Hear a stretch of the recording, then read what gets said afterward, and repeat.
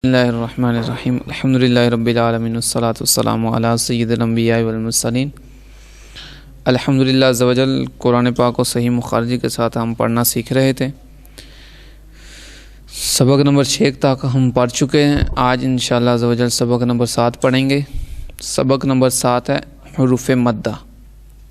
पीछे सबक नंबर 6 तक हमने जितने भी पढ़ा है उसमें कहीं भी कोई ऐसी बात नहीं आई कि जिस वजह से हमें किसी लफ्ज़ को लंबा करना पड़े।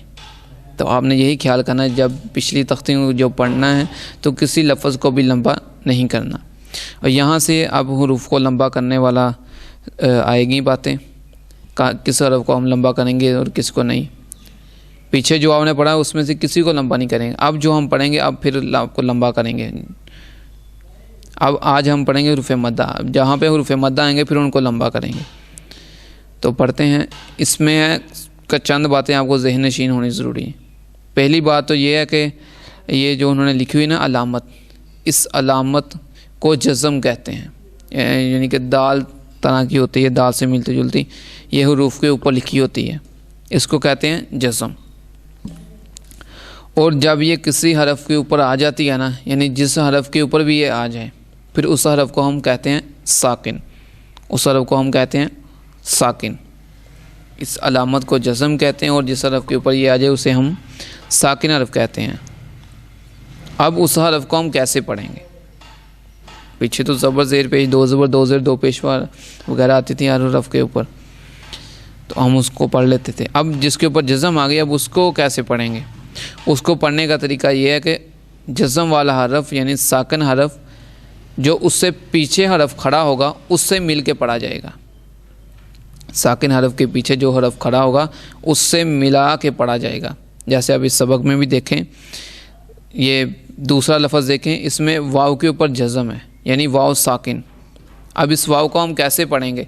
पीछे वाले हरफ के साथ मिला के। पीछे इसके कौन सा हरफ है? बा। अब बा के साथ इससे मिलाएंगे, बा वाव पेश बू, ऐसे पढ़ेंगे, बा वाव पेश बू, ठीक है ना? ऐसे पीछे वाले हरफ से साकिन हरफ को मिला के पढ़ेंगे। अब आगे बात करें हुरूफ़ मद्दा कितने हैं? हुरूफ़ मद्दा 3। कितने? 3। अलिफ वाव या। कितने? अलिफ वाव या।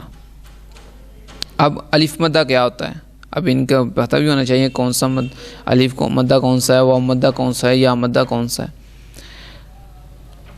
अलिफ से पहले ज़बर हो तो उसे हम अलिफ मद्दा कहते हैं। मैंने आपको पीछे बताया कि अलिफ कब होगा?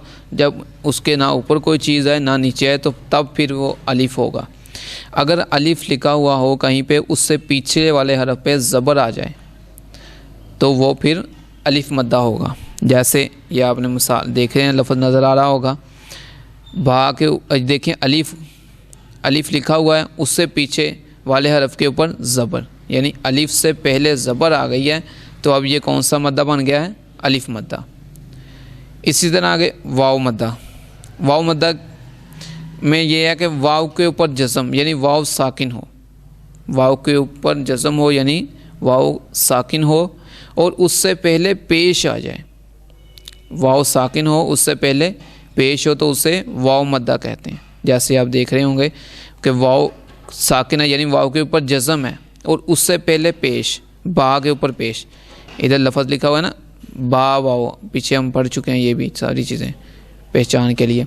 अब देखें वाव के ऊपर जज़म है और जो इससे पीछे हरफ लिखा हुआ है बा, उसके ऊपर क्या है? पेश, यानी वाव साकिन से पहले पेश आ गई है। ये कौन सा मद्दा है?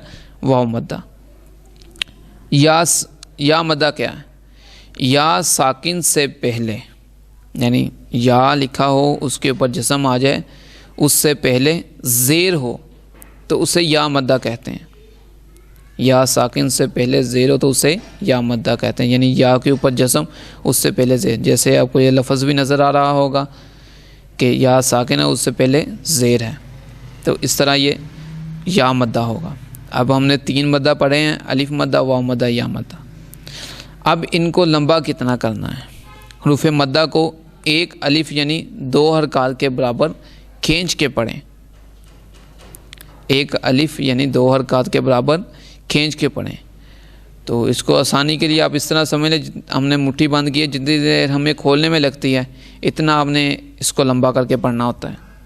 जितनी देर हमें मुट्ठी खोलने में लगती है इतना हमने इसको लंबा करना होता है। जैसे बा अलिफ ज़बर बा, ऐसे लंबा करके पढ़ेंगे, ठीक है ना। तो ये आपने बातें याद रखनी है। अल्लाह ताला से दुआ करें अल्लाह ताला हमें सही माने में कुरान पाक सीख कर फिर उसी के मुताबिक पढ़ने की तौफीक अता फरमाए। आमीन बिजाहिन नबी अमीन सल्लल्लाहु तआला अलैहि वसल्लम।